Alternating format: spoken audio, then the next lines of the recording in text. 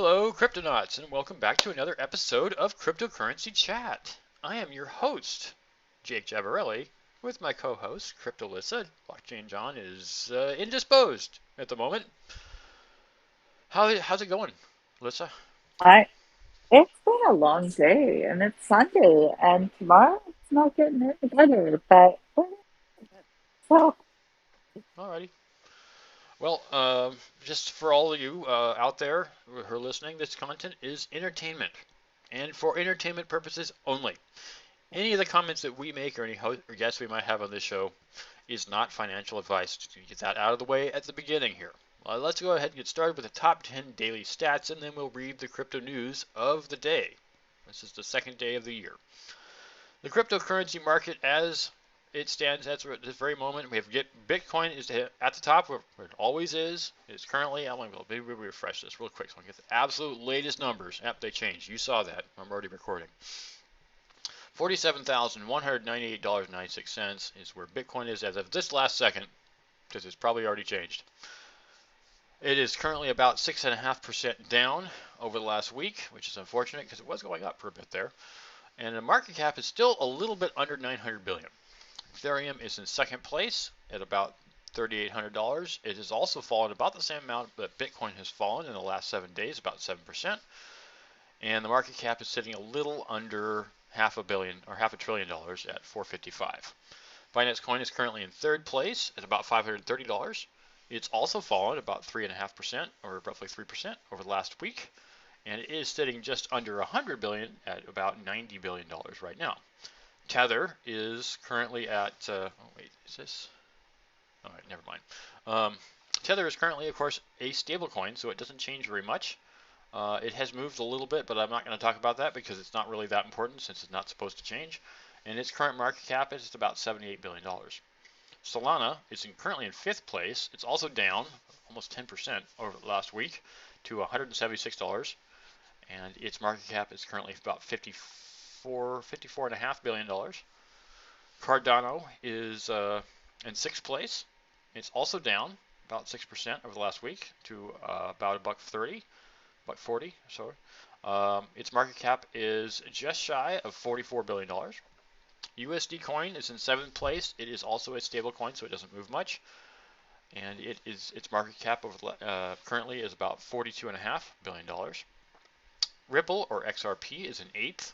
It has also fallen quite a bit. It's been falling a lot lately at about 8% down over the last week. It is under a dollar at about 85 cents. And its market cap is just shy underneath UST coin about 41 billion. Terra is in ninth and is doing very well for itself, even though in the last week it's fallen almost 10%. It is about $90 currently, and its market cap is about $32.5 billion. And then Polkadot is currently in 10th position at the top of the market, or probably the bottom of the market, at just shy of $30. It's actually up over the last 7 days by about 3%. And is at about $32 billion. And I'm going to talk a little bit, just briefly here, about the next five up to 15. Avalanche, Dogecoin, currently Shiba Inu, Polygon, and Crypto.com. They really haven't moved much over the last holiday we had, the new year. Everything's down a lot just because Bitcoin has fallen. Polkadot obviously is up, but everything else is down almost 10%. Avalanche is up a little. Well, actually it's down a little. But Doge, Shiba Inu are falling about the same amount. Polygon has fallen about half that much, and Crypto.com has fallen about 10% as well. So you can see out here on the right with the 7-day charts, with the exception of the stable coins, which of course pretty much stay stable, everything's got this weird looking curve on it. It's going down and back up, but it hasn't really reached its previous 7-day high. All the market's falling. And just as a general comment, now that crypto has been acting a little bit more like the U.S. stock market and the general stock markets, December is almost always a sell month. And this is my experience. I'm not telling you this is always going to happen. It typically happens. My observation of the last 20 plus years is that December tends to be a down month. So if you're prepared for that in the future, then you can know, a lot of people are probably going to sell. Like I said, it doesn't always happen, but it tends to happen. Let me just step aside here and say that we really appreciate the people who are watching this show, and it's something I learned really interestingly recently about liking and subscribing, particularly on YouTube. Not just that they got rid of the dislikes, but that liking is obviously important to the algorithm for our show and for every show and for every person who presents content on YouTube and really any platform. Um, but I would not ask a person to like unless they truly did appreciate the content. And the same thing goes for subscribing. If you don't like what we're presenting, please don't like it. I mean, don't vote us down. We appreciate the like or nothing. Although obviously likes are no longer counted. Um, if you like our content, we appreciate the like. We truly do. And if you would like to continue to see our content, then we would like to have you continue to watch our involve yourself with our content and subscribe, because subscribing will give you more access to more of the same content. Of course, if you hit the notification bell, then you know, if you don't already, when we post. We post every Wednesday and Sunday. So today is a Sunday. But we've also been doing interviews, and those are on Thursdays. And of course, we upload those on Thursdays as well. You can also check us out on Discord. We have a really thriving Discord channel. A lot of people in there on a regular basis. A lot of interested parties and a lot of discussion going on. So if you want to check that out, it's also doing it on Twitter. There's a lot of interaction on Twitter. Alyssa knows a lot about this, as well as John. Constantly on Twitter, lots of stuff going on there, probably just as much, if not more, in some cases, than Discord. But the neat thing about being on Discord is that we reward participation with our own coin, the C3 Media token. If you come and participate, you will receive C3 Media token for participating in our Discord channel, or server rather. And we're also selling coins now as well on our marketplace. We're also giving a lot of airdrops, and you want to come check that out as well. We're also on Patreon. Patreon, we have 3 different levels. We have $3, $5, and $10. There's extra content on there, there's AMAs, as well as additional interview information. And we are doing airdrops there on our Patreon as well. And if none of that makes any sense to you at all, but you still know crypto, we do appreciate donations in Bitcoin, Ethereum, Binance, Basic Attention Token, or BAT, as well as Ravencoin. We promote all these coins on a regular basis, so of course we don't mind having donations in them. We also have a new coin tree, which points to pretty much every single link that we have. You can also donate through Cointree, which is especially easy and helpful for us. So we really appreciate all of our viewers and all the comments they make on a regular basis. Thank you for watching our show. From the bottom of my heart, I really appreciate you. Thank you very much. Let's get on to the news. Lissa, heading over to Crypto Potato. We are now using their news. We've got a partnership with Crypto Potato, so we are working with their content. So this week we have about, 1, 2, 3, 4, 5, 6, 7 articles, and the first one is going to be by Mandy Williams. Take it away, Alyssa. So our first one, like you said, is by Mandy Williams. Vitalik Buterin admits, I completely miss NFTs despite predicting DeFi. The start of a new year provides an opportunity to reflect on the past and move forward with intentions and purpose. And while other crypto personalities started 2022 with bullish predictions, Ethereum's co-founder Vitalik Buterin chose to travel back in time, revisiting some of the things he predicted over the last 10 years. He also shared what he learned and what he thinks about the subjects today. As a programmer, writer, and an active member of the cryptocurrency space since its early years, Buterin has said, written, and predicted a lot of things about the industry. Some he nailed, some he missed, and others very laughable. But for one thing, he doesn't shy away from admitting when he's wrong about his predictions. Before launching Ethereum in 2015, Buterin was bullish on Bitcoin. He even wrote an article in July 2013 explaining the internationally and censorship resistance of Bitcoin and how the leading cryptocurrency can help protect the purchasing power and wealth of citizens in countries like Iran, Argentina, China, and Africa. The Ethereum co-founder said in a Twitter thread that he visited Argentina last week and he noticed that crypto adoption was high, but stablecoin adoption was higher as businesses use USDT for their operations. Buterin then went on to reflect the negative impact of Bitcoin regulation he predicted about 10 years ago. At the time, the programmer argued that Bitcoin is resisting the government not by being clever about what legal category it's in, but rather by being technologically censorship proof. Today, Buterin believes Bitcoin's decentralization would allow it to survive in any super hostile regulatory climate, but at a cost. It could not thrive. And this is a quote he said, um, quote, successful censorship resistant strategy requires a combination of technological robustness and public legitimacy. The Ethereum co-founder recalled how he was briefly an apologist for POW, or proof of work energy waste, in 2012. However, he became excited when he learned about proof of stake as a promising alternative in 2013, and he fully bought the idea by 2014.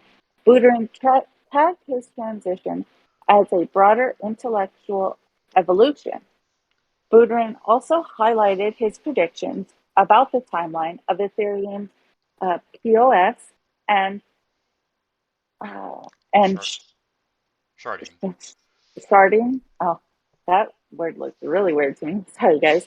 Sharding, while admitting that they were wrong and laughable. He also noted that underestimating the complexity of software development was his core underlying mistake. And you can see that in a tweet here.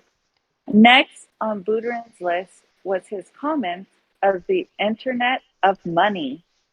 He still maintains that, quote, the Internet of Money should not cost more than 5 cents per transaction, unquote. And that's why Ethereum developers are working round the clock to improve the network's scalability.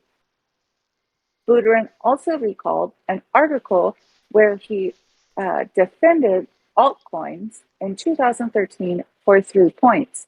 Different chains optimize different goals, costs of having many chains are low, and the need for an alternative in case the core development team is wrong. But his views about some altcoins have changed drastically. For instance, Buterin said he was optimistic about Bitcoin Cash in 2017. However, the programmer sees BCH as a failure now because of the rebellious nature of its community. And you can see a tweet here about how BCH is a failure. Citing Ethereum's white paper, Vitalik Buterin noted that he predicted decentralized finance, DeFi, among other decentralized applications, but he completely missed NFTs. And you can see this tweet here that was done on January 1st of this year. Conclusively, Buterin admitted that his, quote, thinking about politics and large-scale human organization was more naive than, unquote, adding that he made a couple of early mistakes, which he corrected quickly. The programmer also noted that he had, quote, good instincts early on for avoiding the craziest parts of Bitcoin maximalist thinking, unquote. And there is a tweet there. We to the next article. Yeah. I just want to make a comment. I apologize if anyone is not getting Alyssa's audio. It seems from my side to be a little bit quiet. So Alyssa, I don't know if you can speak up just a bit. Maybe we can get you better. I don't know if it's Okay. just your internet, but Sorry for the technical difficulties, folks. We can never guarantee everyone's connection. So I've also been reminded just real quickly here by someone that I forgot to do the market cap. So I'm going to hit the market cap right now. Here you can see the market cap hit. I'm going to refresh because it's probably changed. 2.385 trillion, up a little bit. You notice we were talking about a lot of things were down in the last 7 days. Well, in the last hour and 24 hours, it's up a bit. So a lot of things have come up just slightly, not quite 1%. But the other thing is a lot of altcoins, which aren't in the top 15, are also up as of the last 24 hours to a week. As well as if you want to, and I would suspect if you've been watching the show on a regular basis, you probably just collect those candies on a regular basis. Make sure to collect your candies from CoinGecko. This is where we get our news for the top 10. There are, of course, rewards and subscriptions, and occasionally NFTs dropped in that as well. And it appears that we are joined by our fearless leader. Thank you, John, for coming in. We are going to move on to the next article, and that is the first day of 2022 ended green as Bitcoin reclaims a $47,000 level. So despite the untypical, following yesterday's minor price slides, most of the cryptocurrency market is in the green today, which I would normally call the black, but this includes a slight increase from Bitcoin to above $47,000. It did just crest it as we read the news earlier. And more impressive gains from Polkadot and Avalanche. Bitcoin stands, as 2021 coming to an end, Bitcoin seemed to be stuck around $47,000, but sudden price pump drove it to 48.5, reported on December 31st by this news organization. However, the landscape changed quite quickly in the following hours. Instead of charting more gains, BTC reversed its trajectory and dumped about $3,000. This accumulated into a drop in a well of $46,000, which became the lowest price tag in 11 days. I know that doesn't sound like very long, but I guess they're comparing it to the regular stock market, which would have been losing its heads if this had happened.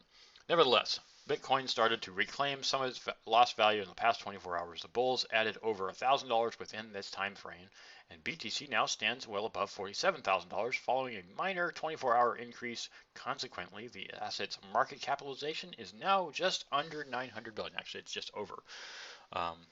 It's changing constantly, right? Reporting the news on something that changes so drastically is kind of funny. So, continuing on. Most larger cap altcoins have mimicked Bitcoin's performance lately, and in the past 24 hours, no exception. Ethereum is just slightly up on a daily scale. The second largest crypto is still able to reclaim $3,800. Binance Coin is up by 1.5 points and trading about 520. Similar gains are evident from Solana, Ripple, Terra, Dogecoin, Cardano, and Shiba Inu, who of course have been down a lot over the last week. The best two performers on larger cap, alt caps rather, yesterday are Polkadot and Avalanche. Dot increased nearly 6%, stands at almost 30, while AVAX has jumped about 5.5 and sits about 116. More gains come from Ravane at 17%, Harmony at 12%, ICP, that's Internet Computer, at 12%, Curve DAO Token at 11%, Urine Finance or Wi-Fi at 10%, and Phantom at also 10%. The crypto market by cap is hovering around 40 billion in a day, approximately 2.25 trillion. It's actually slightly higher than that now, but we read that earlier. In any case, this is kind of, I like these little charts that show this visualization of how things are doing. It's actually very helpful to get a really clear picture very quickly. I mean, you don't even necessarily have to read these things. You just know that green is good and darker green is better and pink is bad. And if it's dark pink or dark red, it's much worse. These are very helpful. I know that Dynamo actually has one of these on their page to show kind of the top 20 coins. That was really quick. John, would you like to join us in reading some news? Sure. What do you got? All right. Where are we at? I don't know. I'm not streaming to you guys, but we're looking at the article called "Two More Countries Will Adopt Bitcoin in 2022," says Nayib Bukele, the Let's El see Salvadorian here. president. On Decrypt? Yeah, I know it's on Crypto Potato. Okay. Here we go. Crypto Potato. Give me a second here. Yeah, it's the 1, 2, 3, 4, fifth article down, I think. Unless it's changed. Two more countries? Yeah, two more countries. Got it. All right. Written by Jordan Lianchev. Uh, Nayib Bukele, who made history last year by becoming the first president to adopt Bitcoin as legal tender, believes two more countries will follow this example in 2022. Additionally, he predicted a price tag of $100,000 for the primary cryptocurrency.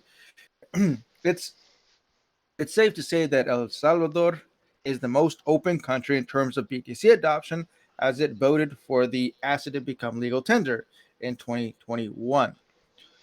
Following the historic move, the nation and its pro Bitcoin president have continued to outline BTC merits, accumulate more during price dips, and use the proceeds to build schools and hospitals. Despite the enhanced criticism from traditional finance organizations such as the Bank of England and the IMF, Bukele has not backed down. Just the opposite. He and numerous proponents of the cryptocurrency outlined intentions to build a Bitcoin city in El Salvador. One of the predictions that he listed today for Bitcoin in 2022 includes that the city construction will commence this year. He also believes that two more nations will follow El Salvador's path and adopt BTC as legal tender. Bukele outlined a possible massive surprise at the annual Bitcoin conference. Interestingly, the 2021 edition brought such a surprise as El Salvador announced its plans to adopt BTC during that event.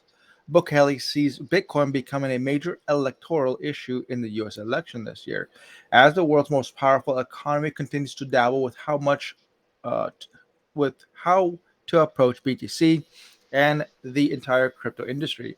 In terms of price action, El Salvador's leader said Bitcoin will finally go into six-digit territory by touching $100,000.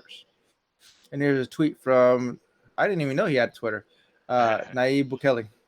Yep, he's kind of that trying to portray the popular guy, even though he's still a dictator. Right? Look at me, I'm so awesome. Look at my backwards Yeah. hat I'm in my avatar picture. I'm so cool. It's like, wait, dude, if you own so much Bitcoin and so much cryptocurrency, why don't you have a BAYC, right? Or Board Yeah, Ape Yacht Club, that's you know, his. right? Yeah, that's his little avatar from his metaverse. I'm assuming, right? Probably. Hmm. Anyways, he could easily afford it. Not like I still wonder if that money that is he's purchased for the company, or the country has purchased, isn't just his private store. So, continuing on with the news, Lissa, would you like to go with the Israel article? Yes. Israel reportedly seized $840,000 in cryptocurrencies from a company linked to Hamas. And the author is Jordan how do you pronounce it, John? Lanchev? Lionchev? Lanchev? Israel's authorities continue their efforts in order to clamp down on individuals and companies supposedly related to funding terrorism. In the latest example, they seized just over $800,000 in digital assets from such a firm. According to a recent local report, Defense Minister Benny Gantz has signed the order for the seizure. The coverage indicated that the total amount was NIS 2.6 million, which was approximately worth $840,000 in undisclosed crypto assets. The funds were reportedly connected to the Al Macedon? exchange, which belonged to the Malak family. Some resources claim that the latter has deep connections to Hamas in Gaza. This is the second similar seizure of cryptocurrencies in the past few months after Grants oversaw the confiscation of 150 digital wallets, also belonging to Al Macedon. Unnamed sources reportedly said that the company had enhanced its operations following the assassination of Hamad Ahmed Kundari, Kundari. also charged for funding terrorism. And the aforementioned funds on their way to Hamas. Quote, we will continue to pursue terrorist funds. The flow to Hamas and the terrorist organization's ability to circumvent the traditional paths for transferring funds through the digital currency is an important tool in the developing security system, commented Ginn. Previously, Israel's Authority for Combating Terror, Financing, and Money Laundering said it plans to impose new regulations on some digital financial products, including cryptocurrencies. It aims to diminish the use of crypto in criminal activities and terrorist funding. It's good to see that they're seizing. I mean, it's obviously the U.S. government, the FBI, has taken upon themselves to seize money from Silk Road. That was a while ago. They've done it again since with other activities. It's good to crack down on these things, and I'm glad that Israel's doing this. So we didn't have any more news in that was in the same time period, but there's some previous news. I was going to hit on Eminem here with, and the 10 most influential crypto people of 2021, as well as Cardano founder articles. So these three articles, I'm going to read the Eminem one here by Georgiev. So Eminem buys a Bored Ape NFT for almost $500,000. The hip-hop megastar Marshall Mathers, who calls him that, right? Better known for his stage name, Eminem, has become the latest super celebrity to purchase a Bored Ape NFT. And here's the visual on your screen. The guy doesn't even have his eyes open. As Crypto Potato reported earlier, NFTs from the Bored Ape Yacht Club BAYC collection have seen their floor price increase by 35%, while that of other popular collections decreased in turn. Part of the reason for this might be the fact that many super celebrities, such as Steph Curry, have jumped on board and bought Bored Ape for their Twitter profile pictures. Now, the latest to join the hype is none other than hip-hop legend and megastar Eminem. The Oscar winner paid $12,345 for 12345 ETH for the Bored Ape 9055, which the community has already called the Eminem. The Eminem. Yes, I said that out loud. The Twitter user who sold the Eminem to Eminem, carrying the Twitter handle Gigaza, thanks the artist. I'm living in a simulation. Thank you, Eminem, for buying my ape and joining the club. Madness. Let me write a lyric for your next single, he said. Great. It's a very short article, but yeah. So Eminem, the Eminem. We gotta use this for the visual for this show. John, you want to get that 10 most? Yeah, I can do that. Sure. Okay. All right, let's see. Here we go. 10 most influential crypto people of 2021, written by Mandy Williams. 2021 was indeed an eventful year for the cryptocurrency industry. Many milestones were achieved within the last 12 months. We saw an influx of institutional investors adopting crypto assets, especially Bitcoin, as a hedge against inflation. Non-fungible tokens, NFTs, became a thing for celebrities and retail investors, with billions of dollars traded in exchanges for different digital collectibles. While the landmark growth of the industry was championed by different players, including retail and institutional investors, as well as blockchain developers, certain individuals were most instrumental in fostering the widespread adoption of cryptocurrencies in 2021. To wrap up the year, Crypto Potato has curated a list of the top 10 most influential people in the crypto space for their wonderful contributions to the growth of the industry. It's important to note that this list doesn't intend to rank anyone by means of contribution or anything else. Okay, the first one here is Samuel Bankman Fried, founder and CEO of FTX Exchange.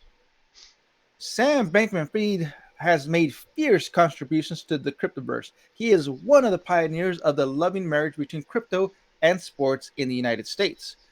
His exchange, FTX, inked a long term partnership with American professional basketball team Miami Heat, which he saw the club rename its stadium to FTX Arena, and different types of crypto related commercials displayed on the pitch screens during games. FTX also became the official cryptocurrency exchange and Major League Baseball, giving crypto another major push towards mainstream awareness. According to Forbes ranking, Bankman Fried became the world's richest 29-year-old billionaire with a net worth of $22.5 billion. His achievement as the richest young billionaire in the world came after FTX raised $450 million, putting the company's valuation at an estimated $25 billion. Wow. Number two, Michael Saylor, CEO of MicroStrategy. Michael Saylor was one of the key players in the crypto industry in 2021 after he led his company, MicroStrategy, into buying Bitcoin for the first time in August 2020. The billionaire became one of the pioneers of the institution adopting the crypto asset. Saylor promoted Bitcoin throughout the year of his personal Twitter account and even displayed his faith in the asset by revealing that he personally owns 17,732 BTC, worth over $832 million at the time of writing. Oh my goodness. I just want one. Yeah, exactly. Aside from Saylor's personal stash, MicroStrategy has never missed an opportunity to buy Bitcoin dips since its first purchase. Currently, the prominent business analytics platforms holds 124,392 BTC, worth $5.8 billion, making it the number one public company with the biggest Bitcoin portfolio. Wow. Yep. Number three, Board Ape Yacht Club, pseudonymous developer. Board Ape Yacht Club NFTs.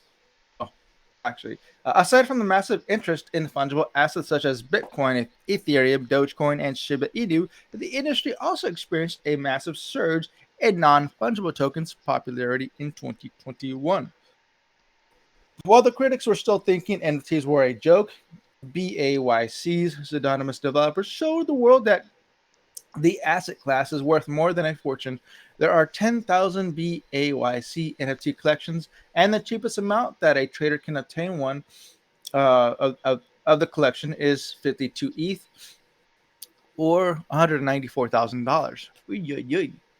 To date, Board Ape number 2087 remains the most expensive BAYC that has ever been sold, which went for a whopping 769 ETH or $2.9 million. And according to the NFT's streets, the item has been sold twice in the last 5 months. All right, next person, Trung Nguyen, CEO of Sky Mavis and developer of Axie Infinities. 2021 was indeed a great year for the play to earn gaming, thanks to the massive success recorded by the popular blockchain gaming project Axie Infinity. Despite not being a fan of blockchain in 2017, Tronwyn went on to develop one of the most disruptive P2E games that gained traction in 2021. The popularity around it saw the value as its native token AXS moves from 4 cents to $95. Wow, within the last 12 months. Wow. Yep. 40 cents to Sky 95. Map, That's a huge jump. that's a huge jump, yeah. Uh, Wynn's Sky Mavis has also attracted investments from notable investors this year, including the $150 million Series B funding round led by the American venture capital firm Andreessen Horowitz from A16Z. Wow. Okay, next person we have Anatoly Yakovenko, founder of Solana. Solana is no doubt one of the most successful blockchain projects in 2021, and it happened because of the commitment of the team led by Anatoly Yankovenko. Solana became the home for decentralized applications, DApp, developers, following the massive network congestion that troubled Ethereum. The widespread adoption of Solana contributed to its increase in its native token SOL, and its investment of $1,000 in the token in January 2021 was worth $138,000 in September 2021. Wow. According to DeFi Llama, the total value locked on Solana is currently at $11.41 billion. But Yankovenko believes that it is only the beginning. In a recent exclusive interview with Crypto Potato, the Solana founder noted that the network will experience tremendous growth in all ramifications, including scalability, over the next 5 years. Okay. Next one, we have Senator Cynthia Loomis. Even politicians were bullish on crypto in 2021. Throughout 2021, Senator Cynthia Loomis, who is currently representing Wyoming in the United States House of Senate, did not cease to advocate the Bitcoin's mainstream adoption at every slightest opportunity she gets. The Republican senator for Wyoming was a long-term Bitcoin proponent even before her election into the Senate in November 2021. A report in October, Loomis increased her Bitcoin portfolio by between $50,000 and $100,000. The senator has always aired her support for the crypto asset while preparing to counter negative remarks made by politicians within the country. Last month, Loomis responded to comments made by former Secretary of State Hillary Clinton calling on U.S. Financial authorities to embrace the technology instead of fighting against it. All right. Next person we have is Bobby Ong. Bobby Ong was one of the he's the co-founder and COO of CoinGecko. Yay. Bobby Ong was one of the most influential people in the crypto space in 2021.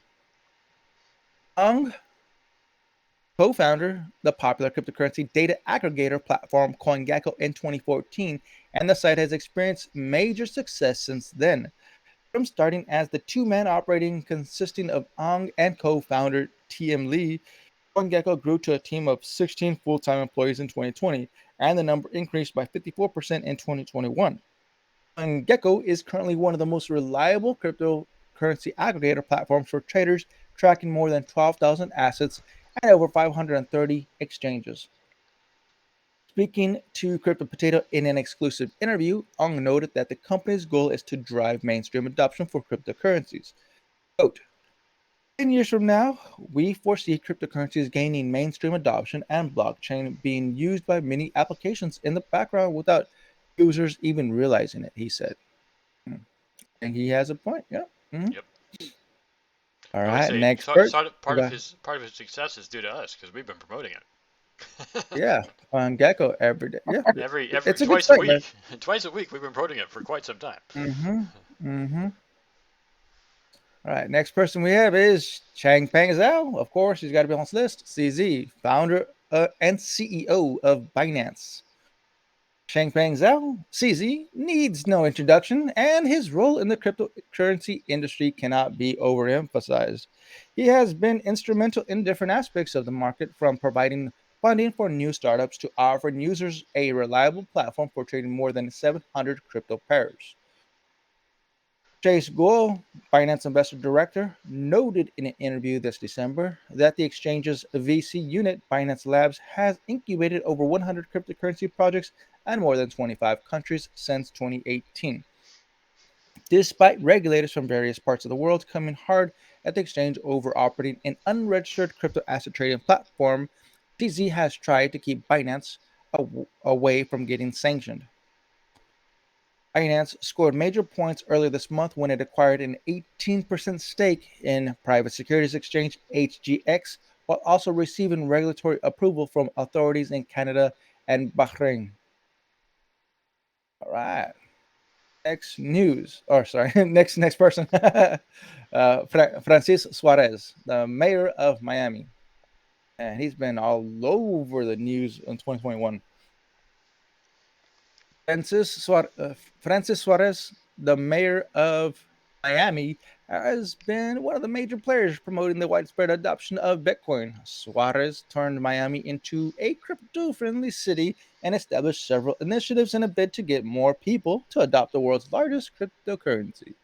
After converting a percentage of Miami's treasury reserves to Bitcoin in February, Suarez became the first U.S. politician to get paid in BTC. The Bitcoin loving mayor also disclosed in an interview last month that some Miami residents will be given free Bitcoin, further granting U.S. citizens more exposure to the asset class.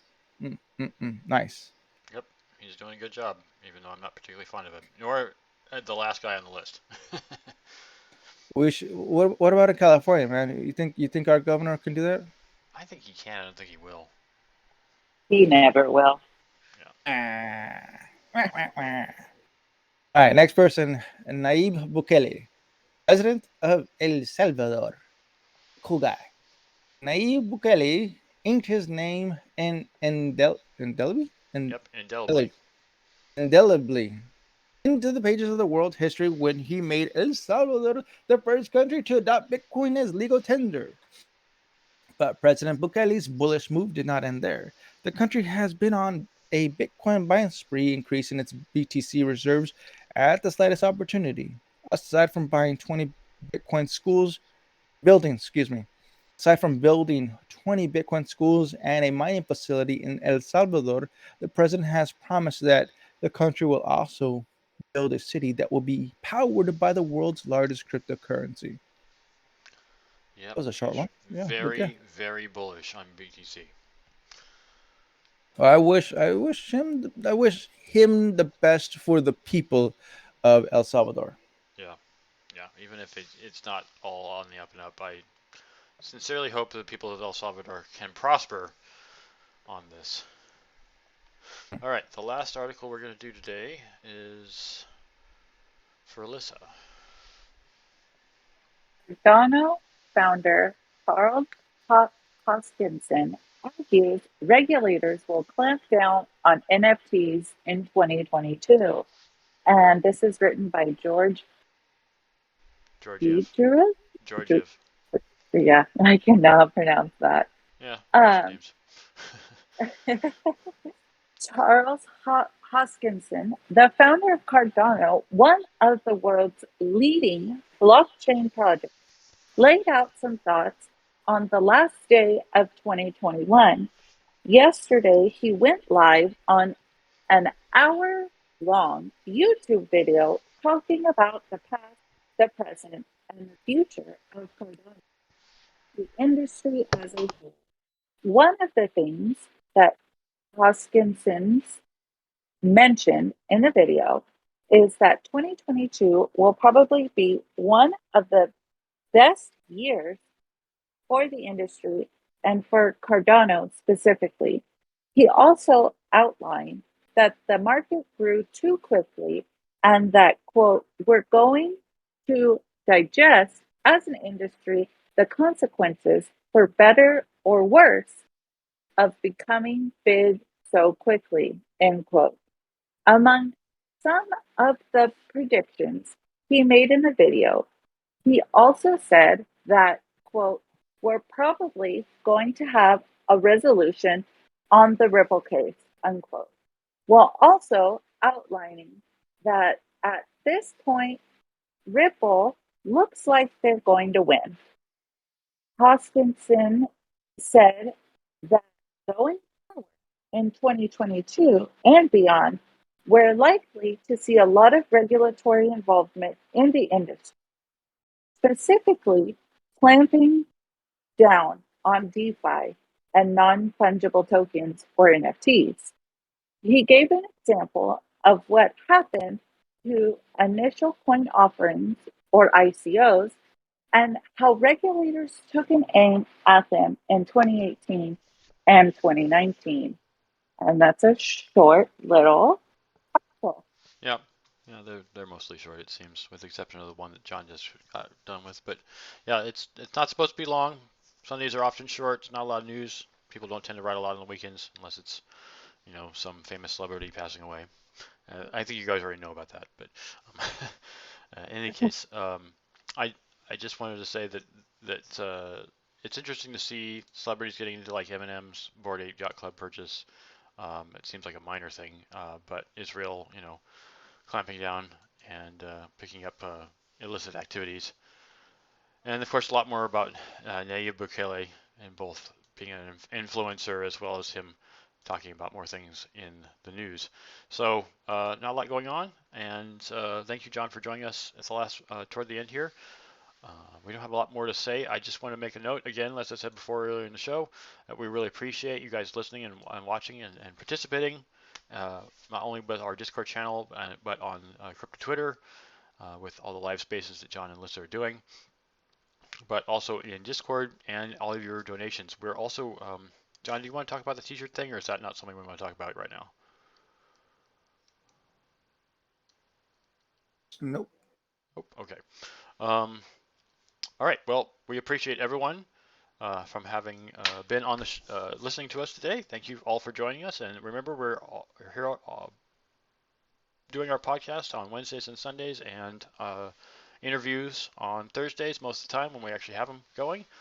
You can catch us on, like I said, Twitter or Discord, and or Patreon, or if you'd like to donate through any of the aforementioned coins. We accept a good chunk of them. As John likes to say, and is very important to remember, stack SATS and HODL in 2022. Adios.